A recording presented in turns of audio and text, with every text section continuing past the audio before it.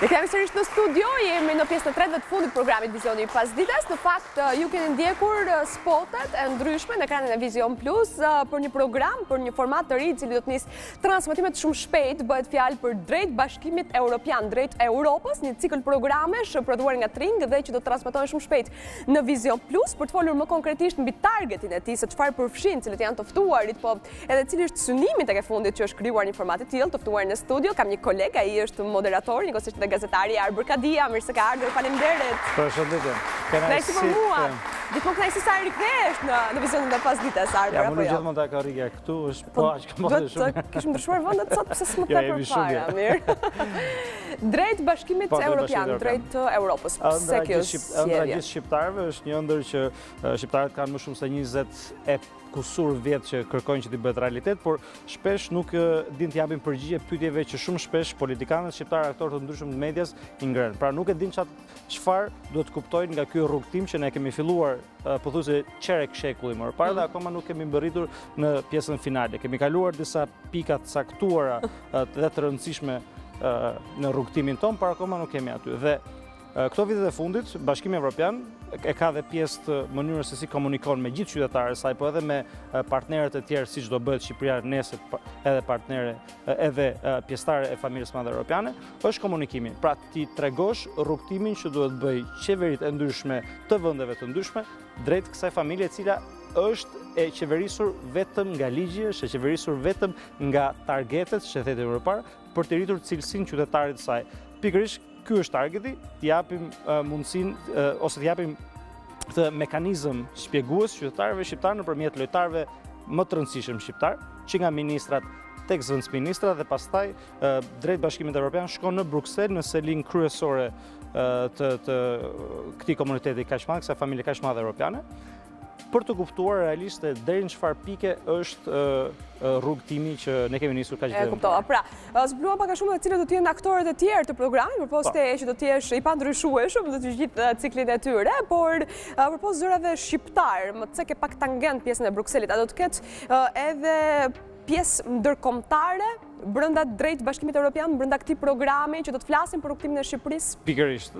Shpesh politikanët shqiptar, s'ka rëndësi fare cilës pjesë i përkasin, majtës, djathës së qendrës, janë të përkohshëm. Ajo që është gjithmonë e qëndësishme është mënyra se si Brukseli e sheh raportin me Shqipërinë dhe pikërisht do duhet që shumë nga gjërat që thuhen në këtë studio, në studion e drejt Bashkimit Evropian, pastaj të marrin në një farë mënyrë validimin, pra të njësohen ose të mos njësohen në zërat e europarlamentarëve, të cilët ne i kemi takuar, kemi komunikuar me ta, kemi marrë, por do ja lë emisionin të zhvillohet dhe të ngri gjithë pa. Ku do t'i dedikohet në veçanti? Do t'jetë pak a shumë një udhërrëfyes për politikën, për politikanët shqiptarë, që do t'jenë edhe pjesë e programit apo për qytetarët? Politikanët shqiptarë gjatë gjithë kohës komunikojnë, është një pjesë e zhargonit të cilët ata e njohin shpesh edhe e kuptojnë dhe se kuptojnë, por e levrojnë shumë shpesh.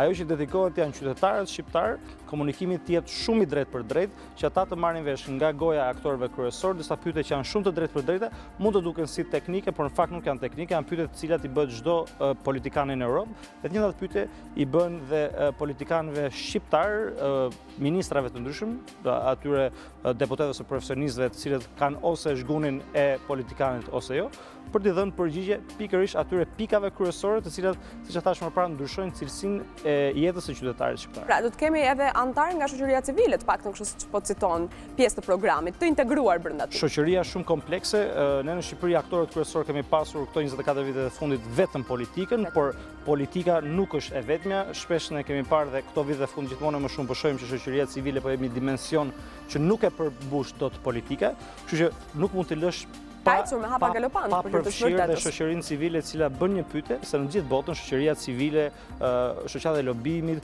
ose shoqatat e ndryshme të interesave që nga industria ose drejta e njerëzit janë ato që ndonjëherë çojnë legjislacionin ku duhet dhe japin kuptim edhe marrëdhënies dhe mjedisit ku zhvillohet politika në nivele të mëdha siç është Bashkimi Evropian. Ku do të konsistohet, pak nga pikpamja televizive, interaksioni i tyre, telefonata në këtë studio live apo do të jenë pjesë e integruar e publikut, disa kështu truke të Vockla që mund t'i zbulojmë Mendoj në vizionin e pasdites? se regjizori dhe skenariste Joni Djorgji dhe Matilda Terpollari që kanë qenë pjesë Nuk na lejojnë, themi asgjë? Jo, kam përshtypjen që do të thonë, po ne do mundohemi të marrim nga goja e qytetarëve, duke vendosur të njëjtën pyetje shpeshherë atyre se çfarë mendojnë se çfarë është një problem i caktuar dhe e bukur është që edhe Europa ka si mantra të vetën, si moto të vetën që ne jemi të bashkuar në diversitet, në ndryshmëri. Jemi shumë të ndryshëm dhe si të tillë kemi interesa ndryshëm, por është ky lloj kohezioni, ky lloj mirëkuptimi midis njerëzve që e bën jetën cilësore. Pra, kjo do jetë një pjesë. Pjesa tjetër pastaj do jetë një format që qytetarët shqiptarë janë mësuar ta shohin komunikimin që bëhet midis një gazetari që në një farë mënyrë ka interesin mbar një peshë shumë madhe që ka interesin e qytetarëve shqiptarë dhe politikani që në rrjetet sociale, çfarë thuhet, çfarë thuhet. Ka agjendën e vet dhe por edhe përmbushjet e këtyre. Do të ofrohet zgjidhje, pra do të ketë vend edhe për të treguar rrugën se si do të shkohet drejt Bashkimit Evropian, apo thjesht do të mbetemi në nivelin e bisedës, s'po them personal, po në optikën e secilit të nga të ftuarit. Fatmirësisht edhe qytetarët shqiptarë kanë kuptuar tani më që rruga drejt Bashkimit Evropian është totalisht e lidhur ngushtë me punën, kështu që janë disa objektiva të cilët ministrat, ministrit dhe Shqipëria në përgjithësi duhet përmbushin, kështu që do jetë në tërësi gjëja, por e ndarë në pjesë të ndryshme për të zaruar çdo pjesë. Kështu që rekomandimet të ndryshme, në momente të ndryshme, ne do i cekim për të marrë realisht atë kuptimin që qytetarët shqiptarë të kuptojnë sa afër ose sa larg jemi në drejt të rrugtim që është pak thyeshëm në një farë mënyrë, sepse realisht ne jemi gjeografikisht pjesë e Bashkimit Evropian, po absolutisht, por ka nevojë që qytetarët shqiptarë ta kuptojnë, duhet ta kuptojnë, është e vështirë, Europa shumë komplekse, harxojmë mbi 20 miliardë euro çdo periudhë buxhetore nga Bashkimi Evropian, vetëm që t'i komunikohet qytetarëve të vetë se si funksionon legjislacioni, se si funksionojnë drejtat e tyre, se si ata janë aktorë shumë të rëndësishëm. Në këtë mënyrë edhe ne po bëjmë pjesën tonë. Po do jetë, mendoj, që do jetë një dialog i vazhdueshëm që qytetarët shqiptarë, kur të vi momenti që do jetë Evropian me të drejtat plota, të ketë mundësi ta ketë përfithur kulturën e mjaftueshme përmes informacionit të transmetuar, jo vetëm në media, po pa diskutim edhe në rrjetet midis tyre. Që i duhet çdo qytetar evropian. Sipas teje, Arber, në çfarë pozite është Shqipëria momentalisht përballë Bashkimit Evropian? Unë mendoj se çdo vit e më shumë ne jemi më afër Evropës. Ne jemi larg në raport me mënyrën se si politika operon.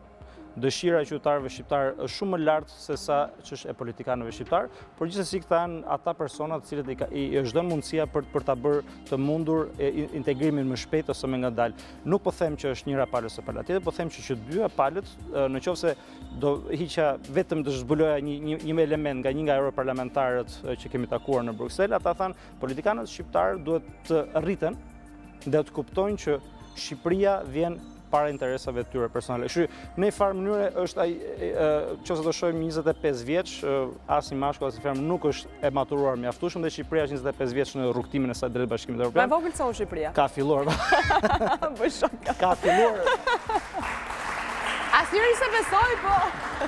Jo, ka filluar dhe gjithë bagazhin që ka marrë 25 vjeç është shumë i rëndësishëm edhe e ndihmon në rrugtimin e saj, por që akoma nuk jemi aty ku duhet. Pozitivisht unë shoh të ardhmen, normalisht edhe Europa është interesuar që Shqipëria të jetë pjesë e saj, por shpejtësia pasaj është ajo që na prek gjithë, sepse normalisht edhe ti, edhe unë, edhe çdo qytetar shqiptar do donte që të kishte të njëjtat drejtat, të njëjtat mundësi si çdo qytetar tjetër evropian, të cilat sot fatkeqësisht i mungojnë.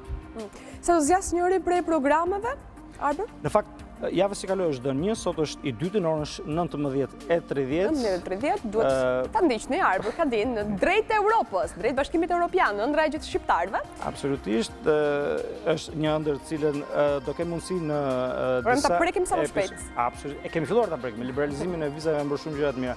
Edhe tani me fondet e reja që janë marrë edhe mundësinë e hapjes së negociatave dhe pastaj për kapitujt e ndryshëm për të përforcuar gjithmonë më shumë ambientin qeverisës do jetë shumë e mirë. Kështu që çdo javë në 19:30 do kenë mundësi që disa nga këto pyetje, nëse nuk janë lodhur me zhargonin politik gjatë gjithë javës, në 19 Kanal tjetra që doja të thosha që a ke bërë një marrëveshje me të ftuarit që të flasin në zhargon më thjesht, që edhe publiku të jetë shumë i qark pastaj për gjithçka flitet në studio, e mos të të shkruajnë aty në Facebook, në Instagram, që Arbër çau tha se ngecëm këtu.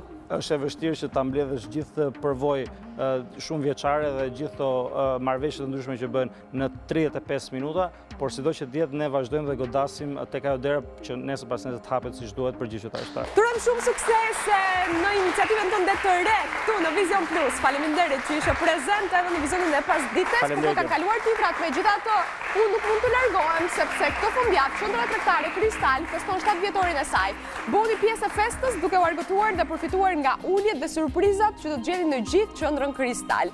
Kristal Center, jo vetëm blerje. Faleminderit që na keni ndjekur. Pra ju sugjerova edhe se ku të shkoni për fundjavën nëse ende ishit në dilemë se çfarë do të bëni duke qëndruar në kryeqytet. Nuk është fort e mërzitshme Tiranës, sidomos kur ka festa në Kristal Center. Faleminderit shumë që na keni ndjekur. Faleminderit Butik Pendium që mundson veshjen time. Bashkë takohemi të hënën. Deri atëherë kalofshi bukur. Mirupafshim.